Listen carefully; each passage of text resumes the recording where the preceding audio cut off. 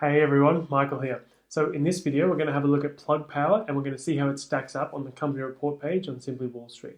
So I'll share with you the insights that I'm gaining as I read through the report, and I'll also pass on how looking at this report forms part of my overall investing process and what I do next after looking at a report like this. So for starters though, how did I actually get here to researching Plug Power? Well, I'm interested in the renewable energy space.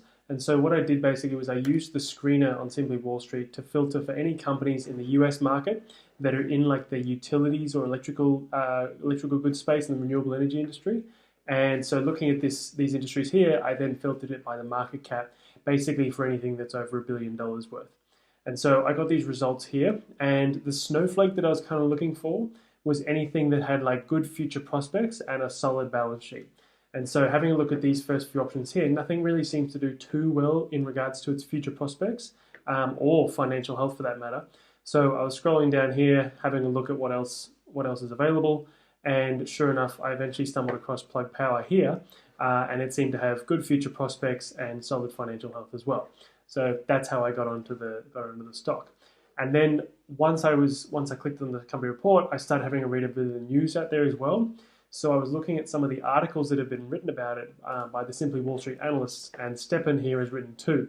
So one of them was talking about the company's cash burn and basically explaining how obviously it's not profitable right now and it's generating negative free cash flows because it's spending so much money reinvesting in itself. And so while that can be an issue short term, it seems like this company has plenty of cash on hand from a recent raise that it's done to provide enough cash flow for the next couple of years to be able to afford that negative free cash flow. So having a look at the cash flow, a cash burn analysis here, basically it said there's at least a couple of years worth of cash in the bank that can afford this sort of reinvestment. So that was an article I was just reading about it, one of the articles I was reading, and another one was basically just looking into the ownership of the company, explaining all the different shareholders, and also gave me a bit of insight onto the underlying business as well, because I'm not too familiar with Plug Power. Like I know it operates in the hydrogen fuel cell space, and there's a lot more that I personally have to learn in that area, but I was still just learning a bit of it here about what's going on and different like agreements and partnerships and stuff that they have. So that was interesting as well to read in that article. So that eventually brought me to the company report, where I wanted to get more details on the fundamentals of the company, because I found in that screener, I'm interested in the space, and reading those articles were interesting to know, but I want to get more context on it in terms of having a look at the actual fundamentals. So that brings me here, and I'll read through the report now, and I'll share basically with you what I'm looking for, and what my takeaways are from what I'm seeing. So the first thing I look at when I'm looking at a company report is its snowflake, and so I can see here, like we saw in the screener, that the company has really good future prospects and a very, very solid balance sheet. Other than that, though, it doesn't seem to have the best track record. I know it doesn't pay a dividend, so it doesn't pass any of those checks, and doesn't seem to be good value at all. So while it's got great future prospects and a good solid balance sheet, it doesn't seem to do well in those other areas. And I know why it doesn't do well in the dividend, but I'll have a look at these other sections, or all of them for that matter, and get more context as to why exactly it doesn't do so well. So the next part I look at is basically the risks and rewards. And so here I can see that one of the rewards listed is that the company is expected to grow its earnings at about 57% per year for the next couple of years. And that's based on analyst estimates. So in that regard, it's a very high growth company, right? Like 56% earnings growth is very high. So that's promising, and that helps explain why it has such good future prospects.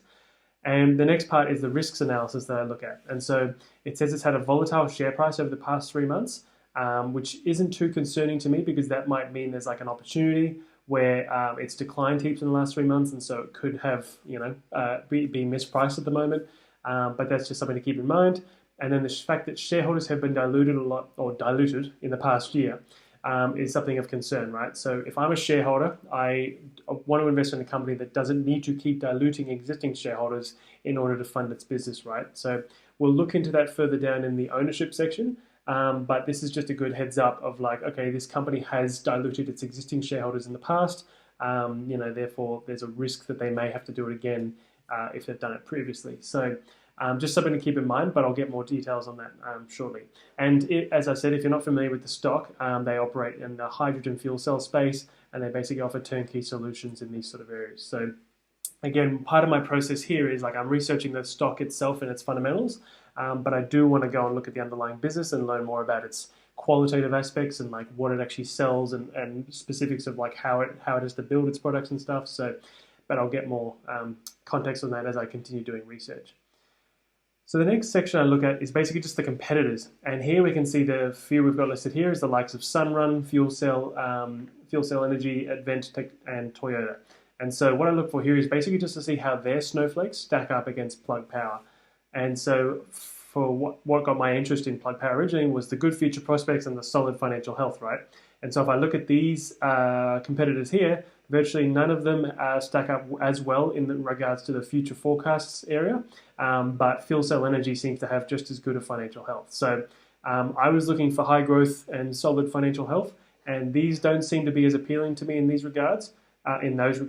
But I'm still going to have a look at those company reports to just try and get some idea on basically how these guys are operating in their respective spaces, and see how their fundamentals stack up as well. So while they don't have as good a future forecast, they do seem to do well in some other areas. Like for example, Advent might be better value, and Toyota seems to have like a better dividend and better past track record. So like I said, I'm not too interested in those particular areas. Like they're not the focus for this particular investment that I'm potentially looking for. So they're not like the standouts of like, oh, this is a way better opportunity, but it's just like I look at these snowflakes to compare how it compares to the stock I'm looking at now to see if there's a blindingly obvious better opportunity. So while they don't take my interest straight away, I still will look at them just to see how they stack up.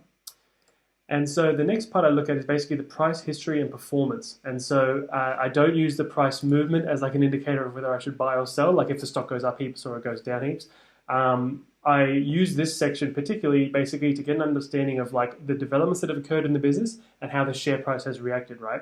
So here is a full breakdown of all the financial management strategy and any other sort of announcements that the company has made.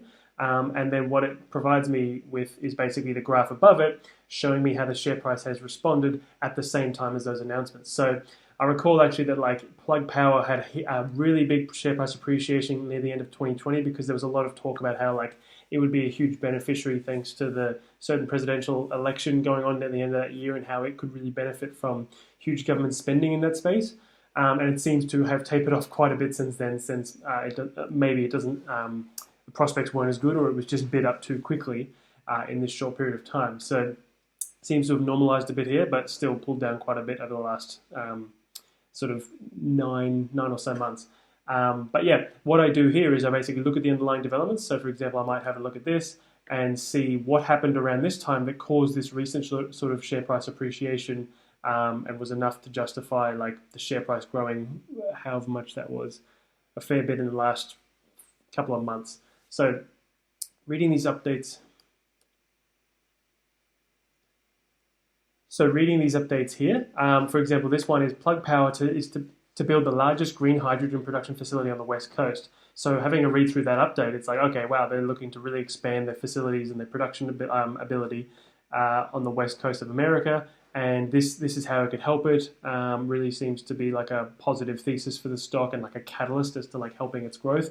So I would have a read through these kind of developments, right? And then this helps me build my thesis and my understanding around the stock so that I can then like build the story and the narrative that I've got around this particular stock and get more color and context about it so I can actually understand what's going on.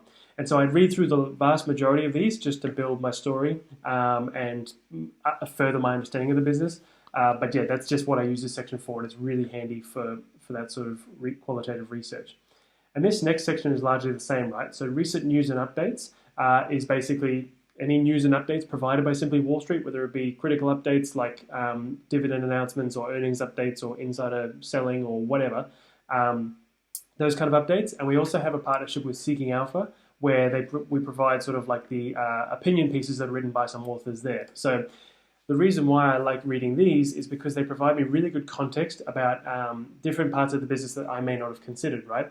So you can see this person here seems to be very optimistic about the stock, and then some others here seem to be like more pessimistic around the stock, right? So they're considering like the same aspects of the business, or sometimes even different aspects of the business, and they may have different interpretations of them, right? So what this is really handy for is, say I'm really optimistic on a stock and I'm like, yep, I've looked at these 3 aspects only, haven't looked that deeply into it, but I'm really bullish on a stock. It is really helpful to have a look at the bearish thesis on the stock, right? And see why people might have a differing opinion to yourself, because then that can help give you a more informed decision, so that you then have all the information, or as much information as possible, to make the right decision or a better decision.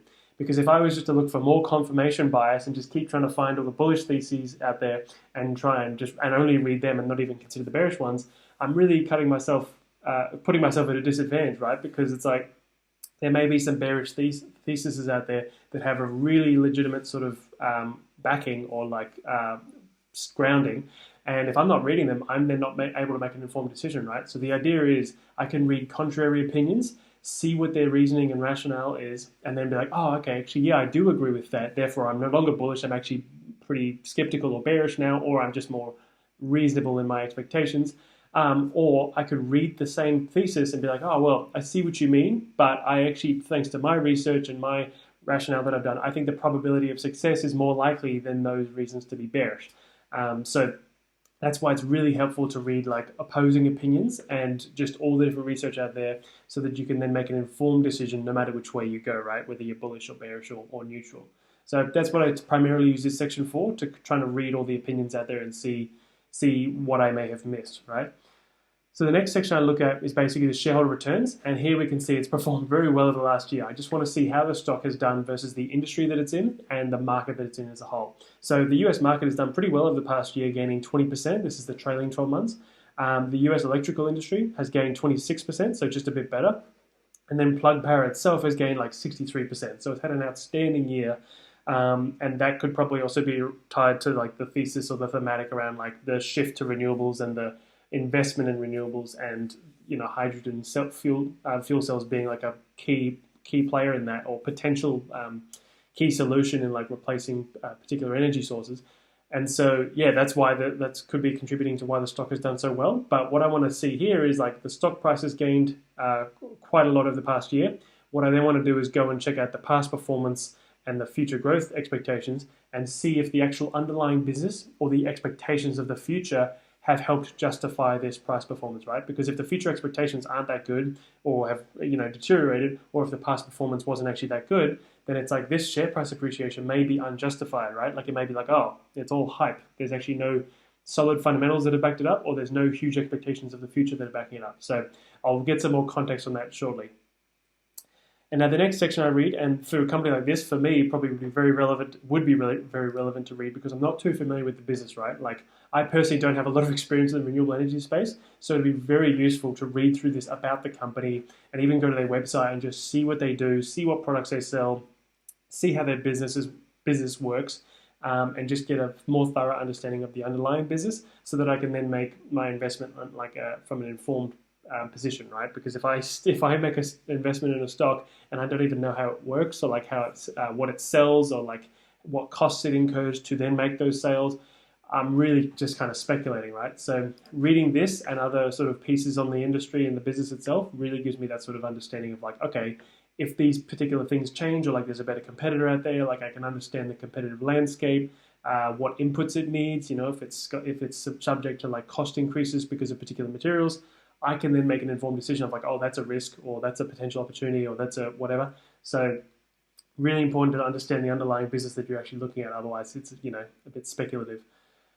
So the next section I look at is the fundamental summary, and this is basically just a few key metrics that really give me a good snapshot of the business. And this shows market cap, earnings, and revenue. And so for these figures here, $23 billion market cap, $31 million in revenue, and $751 million loss. Gives me the price to sales ratio of 732, which is insanely high. I'm going to try and get some more context on the future growth and past growth section to see if that's justified, or why that's the way it is. And then that also gives it a price to earnings ratio of -30. So not too meaningful to me, because it's not actually a profitable company. So this shows me like straight away that while it has great future prospects and good financial health, which I'll find out more about in a second, its past performance, being this right now, revenue and earnings, don't seem to have stacked up too well. So this tells me there's a bit of a risk, because it's not exactly like a proven business model where it's got like solid earnings and it's trading like a reasonable multiple. It seems like it's very crazy multiples.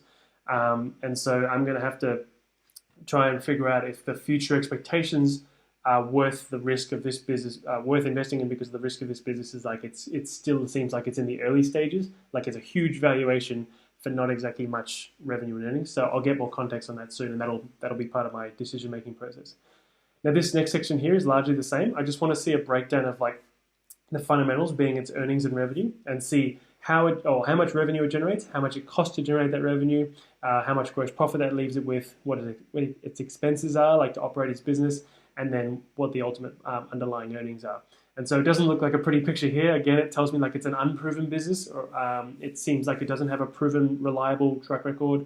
It doesn't have like a solid business model at the moment. It seems like it's a bit early days. So only $31 million in revenue.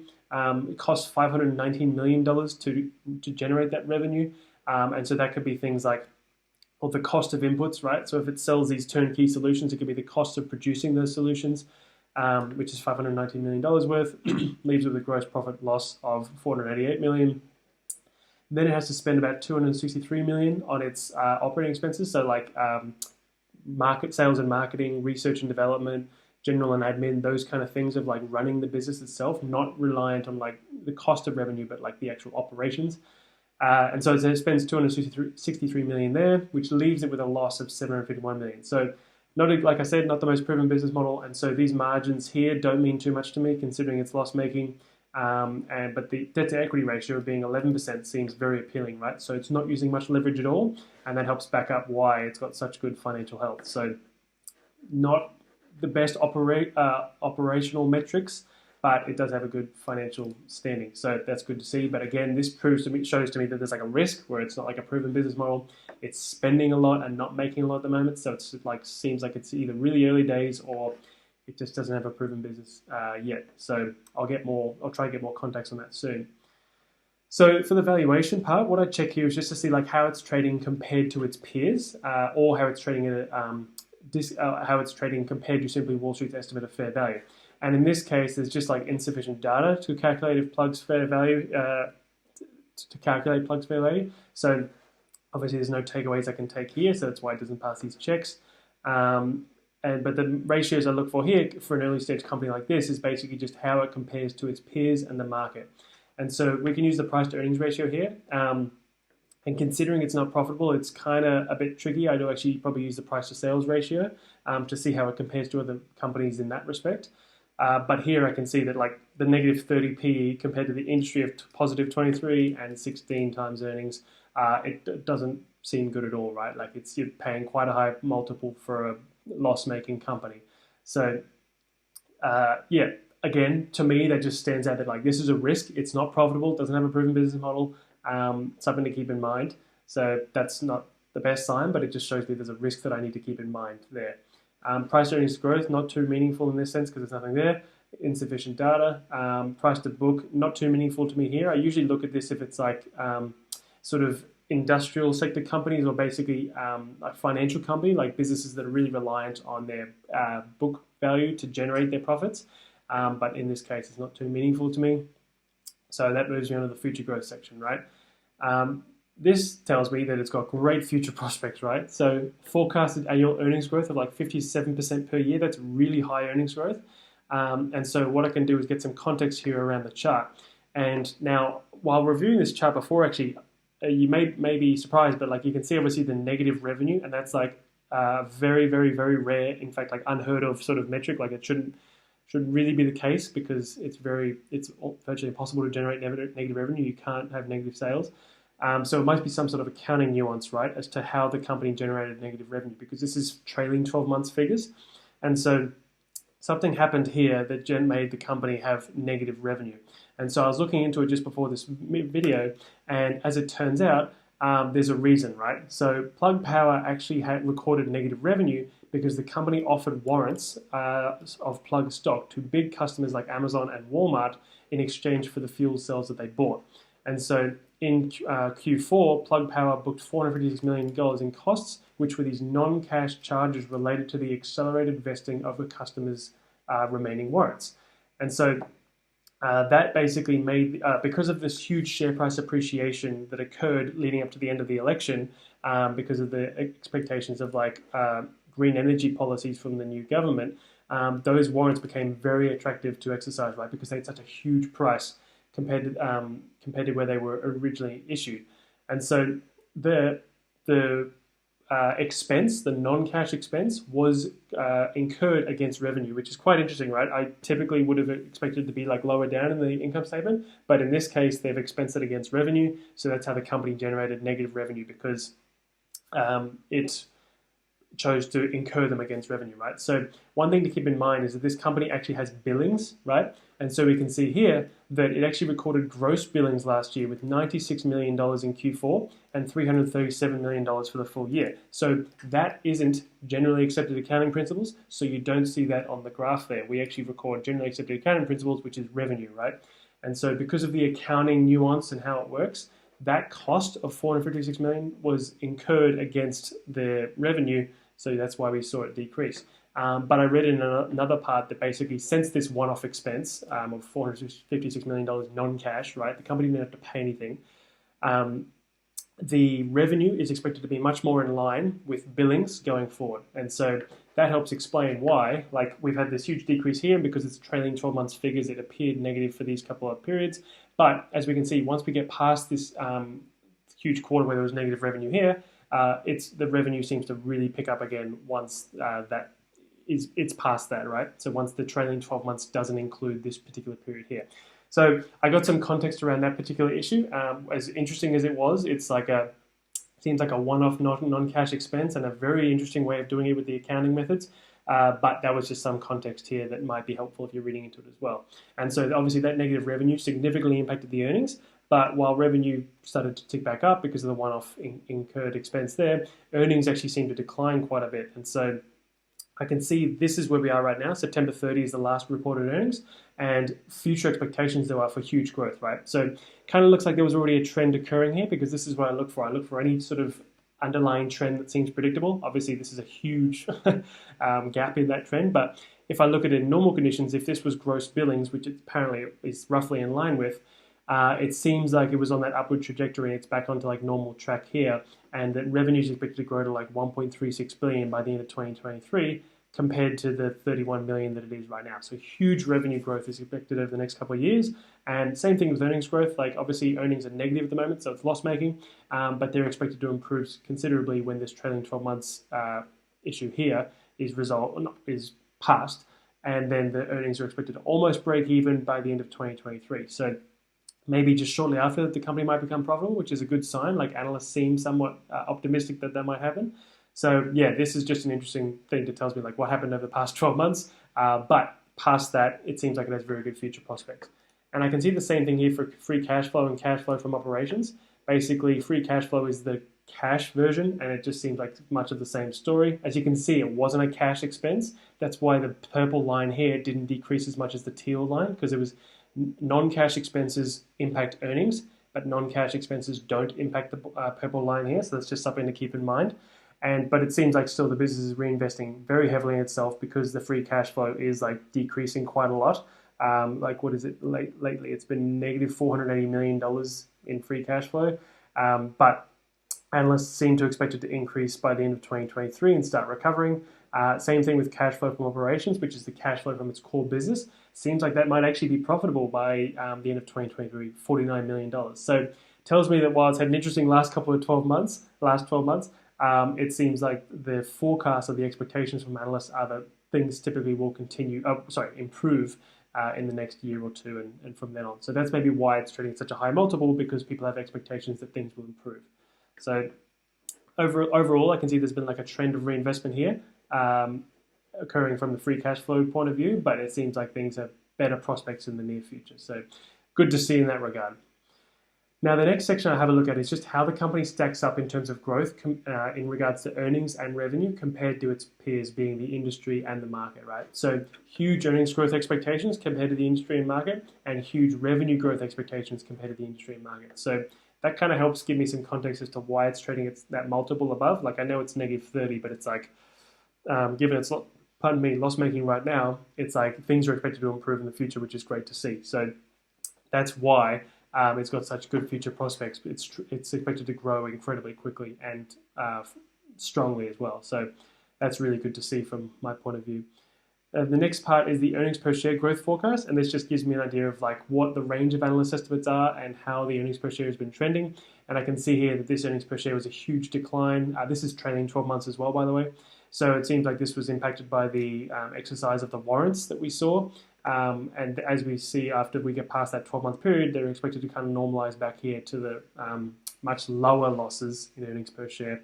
And actually, some analysts expect the company to be generating profitable earnings per share by the end of 2023. Some expected its losses just to have reduced significantly. So interesting period of the last 12 months, very unique, but earnings per share seems to be moving up and to the right in some sort of trend. So that's good to see from my perspective.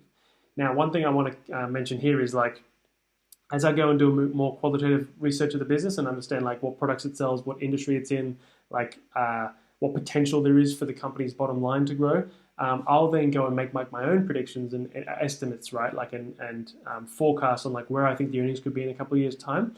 And so I may look at these aspects of the business, like what projects it's working on and stuff like that. And I may look at these forecasts and I may think, well, I may look at the business developments and be like, oh, wow, these are really, really good investments, really good initiatives. I think the earnings in a couple of years' time are going to be really high. Therefore, I agree with these earnings per share forecasts up here, or I may even think they could be higher. That may then mean that today's price might be like a bit undervalued, right? Because I think the stock is going to experience higher earnings growth than the market seems to expect, right? So that's one thing to keep in mind. And on the inverse of that, I may look at those same projects, same industry forecasts, same sort of business developments and stuff and be like, no, I don't think the earnings are going to grow that much in the next couple of years. I think everyone's a bit too optimistic on it. I think the earnings are more likely to be on here, like negative 22 cents per share or even lower. Then I may look at those forecasts or expect those forecasts and then look at today's value or today's share price and be like, that's way too expensive for it, right? Because it's not going to experience as much growth as everyone thinks it's going to experience. So that's how to provide some context, right? Because you can't look at valuation without having an understanding of like the future growth forecasts because they are tied together, right? So that's one really important thing because you may have different growth forecasts compared to the next person. And so that really impacts what you think is a fair price to pay in terms of current valuation. So that I'll go do that like after this video, but that's just something to keep in mind. This is what I use this section for, and obviously you can too. And it's really helpful to get an understanding of that. And the next part of the future growth section is just the future return on equity. And this just tells me how analysts expect the company to be allocating shareholders' equity in terms of like how profitably they'll be allocating it. And expected like in 3 years' time, they're still expected to be loss-making, so they'll still be generating a negative return on equity, which isn't a good sign, to be honest. Like so this just shows me again the risk, or like the company isn't profitable yet. There is that risk considering the industry has like a return on equity of like 14%. So anything above 20% is considered great, so the industry isn't even too good. But this company itself is loss-making, so that shows me there that there's like a risk. Like while it's got solid financial health, the lack of profitability is a risk, and so it's still not even in 3 years' time expected to be allocating shareholders' money profitably. So risk short-term, but if this is like a really long-term play, I'll need to keep in mind like what it could be in 5 years' time, 10 years' time, right? If that's how far I'm willing to look out in terms of my time horizons. So that's something to keep in mind there too. Now the next section I look at is just the past performance, and I can expect from the past 12 months that we've had that it's going to be very bad. So earnings have declined precipitously since that incident of like the exercise of the warrants, and so earnings growth has just been very, very negative, declined heaps over the last couple of years. And to be honest, it's meaningful in the sense that it like shows me that the warrants were the cause. But considering what I saw with the future growth forecast, it actually provides me some context that it's like, okay, this is a one-off. It's like earnings are expected to decline all the time. Continuing for the next couple of years. They're actually expected to recover. So that's pretty good to see. The next section I just check here is basically just I want to overlay the operating expenses and see how they compare to these sort of metrics. So operating expenses being like how much it costs to run the business, right? And so I can see they've sort of been trending up and to the right, which is pretty normal. There's no real outstanding trend here, but typically in a normal situation when there's not a negative revenue situation, I want to see how operating expenses and revenues compare, because I want to see if the operating expenses and revenues are growing at the same rate or different rates, right? If the company can keep operating expenses steady while revenues are growing, that's showing me that it's reaching scale and that's really good. Like for every incremental dollar of operating expenses, it's generating more than a dollar of revenue, right? But in this case, there's no real meaningful takeaway given that we've had the huge negative revenue situation. So I'll leave that for now. It's currently unprofitable. Past earnings growth has been horrible, 51%, negative 476%, thanks to the exercise of the warrants. Not too meaningful to me here, but the industry and market has done better in both respects over the past year and the past 5 years. So the next section is just a return on equity. Again, not too meaningful to me because the company isn't profitable. So I can see that the industry is doing it, allocating shareholders' equity better, and the company isn't doing well. So again, not too meaningful to me here. As return on capital employed, same sort of thing. Not profitable, so it's not too meaningful to me.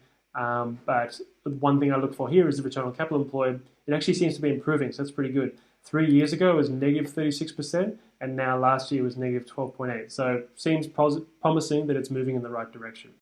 Now the next section I check out is just the financial health. And this again shows me like the strength of the balance sheet, right? Like I want to see if the company is in a strong financial position to execute on its future growth plans. And according to that article and this analysis here, it seems like that's the case, right? Company has huge amounts of short-term assets, which is like cash and cash equivalents, and it's more than enough to pay for its short-term liabilities, which is anything due within 12 months, and its long-term liabilities, which is anything due past 12 months. So if for whatever reason these came due at the same time or were expiring or due soon, it has plenty of cash on hand to be able to pay for those things, right? And also, as I saw, the negative $480 million in free cash flow per year, I think there's a cash runway section in a second, and it shows me that it's also got plenty of cash to be able to continue that negative free cash flow for a couple of years, which is good to see. So the next part I check out is the debt to equity history and analysis, and I just want to see how the company has been utilizing debt in its capital structure over the past couple of years. And from the looks of it here, it's been increasing its debt levels over the past couple of years. In fact, actually in 2020 or so, it was like a significantly high debt to equity ratio, being like 300 and something percent. But compared to the last 12, 18 months, it looks like it's issued some shares in equity. I'll have to look into that. It looks like it's issued some more stock because the equity has increased dramatically and the cash balance has followed suit virtually exactly the same. So I think the company's issued some stock. If you already know the stock, you're probably already aware of it, but I'll have to look into it. And this kind of ties into that risk I saw where if this is the case, it seems like they've issued a whole lot of equity, then that helps explain why there was that risk of shareholder dilution, right? So while the financial position seems really good right now since they've done this huge equity raising, if I was a shareholder back here, I would have been diluted significantly because of how much equity is now in the business compared to where it was 18 months ago. So yeah, you can see that debt to equity ratio of like 177%, 370%, really risky situation back then. Seems like they didn't want to issue any more debt and they issued a whole bunch of equity. So it's in a better financial position now, but if I was a shareholder back then, I wouldn't be too happy considering how much less of the business I'd earn, right? So has more cash and debt, which is great, and the trend's been reducing over time, which is good to see. Not too meaningful to me here because it has so much cash on hand. I'm really happy with the financial health of the business. If it didn't have as much cash on hand, I'd have a bit more of a look here and see how the whole balance sheet broke down, but again, not too meaningful to me here. And as I mentioned, the cash runway analysis. So I just want to see that the company's cash balance is enough to sustain its current existing negative free cash flow trend, right? Like it's spending a whole bunch of money each year and it's not generating enough from its own business. Therefore, it needs to have cash on hand to be able to, reimburse itself for those negative free cash flow years, right? And these checks here tell me that it has plenty of cash runway for more than 3 years based on its current negative free cash flow. And the fact that the negative free cash flow has been reducing at like 30% per year, like increasing in that regard, it actually even has still more than 3 years worth of free cash flow given the trend of increasing negative free cash flow. So very solid in that respect, thanks to that equity raising. If it didn't do that equity raising, it might be quite a different situation. And so dividend, if it paid a dividend, I would check it, but obviously it doesn't. The company's reinvesting itself completely, not that it's actually generating that much money. So I'm not going to do the dividend analysis here. And the next section I want to check out is the management. So I look here basically just to see what management's experience is, like where they've come from, and how much skin they have in the game, right? Like how aligned they are with shareholders, how much stock they own themselves. And so in terms of experience, it seems like the average tenure of 4.7 years is good. That tells me that there isn't a high turnover of staff. It tells me that the people there do actually stay for a couple of years and have a couple of years in experience in the business. If that was like less than 1 year, I'd be quite concerned because there's a high staff turnover, but in this case it's not, so that's good to see. Now the next section I would want to learn about is the CEO, and I just want to learn like who they are, how long they've been in that role. In this case, almost 14 years is great to see. And then just learn a bit more about them by having a read of their profile, right? And seeing like what their experience is, where they've worked before, and yeah, basically getting an idea of their experience and what they bring to the table. So I won't read that now, but I would read that after this particular bit of research here. So the next section I check out is the CEO compensation analysis. And I just want to see that they've been compensated in alignment with the company's performance. And here it seems like that hasn't been the case, right? Like his compensation is increased while the company is actually unprofitable. I can see he's had a huge increase in total compensation over this past year, but the company's earnings have obviously declined heaps over this past year. And considering I have that context about the warrants that have been exercised, which really negatively impacted the company's earnings, I'm not too concerned, right? Like it's not too meaningful to me. In fact, that's obviously like the dilution that we saw was like when those warrants got exercised, that has increased the amount of shares outstanding because those particular shareholders now own a whole bunch of shares in the company. So something to keep in mind. Now, next section here is what I was talking about, where I just have a look at the leadership team's client profile, or profiles, sorry, and then I just have a look at their ownership, like how much skin they have in the game. And so I'll read through, I can hover over this eyes and click these buttons here and then read more about each particular person and learn about like who they are, what their position is, obviously their tenure, their compensation, and then how much ownership they have. And so looking here, for those that do have data provided, it seems like they've all got at least a couple of $1 million invested in the stock, so that's very promising. It means that they do have skin in the game and they are aligned with shareholders. And so for me personally, that's a good sign, right? Like I want to see that they're aligned with shareholders because therefore they're then incentivized to make decisions that benefit shareholders because they are shareholders themselves. So that's really good to see. And again, 4.7 years worth of tenure on average, and that's pretty experienced tenure, so that's good to see. And now I do the same thing with the board members, right? I want to read through their profiles, get to learn a bit about them, learn about their compensation, or just see what their compensation and tenure is as well, and then see how much ownership they have of the stock and like their particular skin in the game. And in this case, it seems like they all do have a couple of $1 million worth invested in the stock, which is great to see, except this particular independent director here, but they're pretty new, so that might explain why they don't have a big shareholding. But still, to me, overall, that shows that it's good. They do have skin in the game. And the fact that their average tenure is like 8.3 years is also really good because the stock has increased quite a lot over the past 8 years. And so it shows me that these people were at the helm roughly for that long. And so they could be largely responsible as well as the management team for that kind of success over the last couple of years. So that's good to see. Now, the last part I check out is just ownership. I just want to see who the major shareholders are and if there's been any insider buying or selling. In this chart here, what I look for basically is if there's any large trends of like heaps of insider buying or heaps of insider selling and from multiple different parties, right? So I want to see if there's a trend of many people buying or many people selling. And in this case, there's no discernible trend happening. Like there was a big purchase about 9 to 12 months ago, but nothing occurring over the past 12 months. So not too meaningful to me here, but in a normal situation, that's what I would keep an eye out for, looking for if there's any large trend occurring. And so, okay, that was the big purchase from Grove Energy Capital.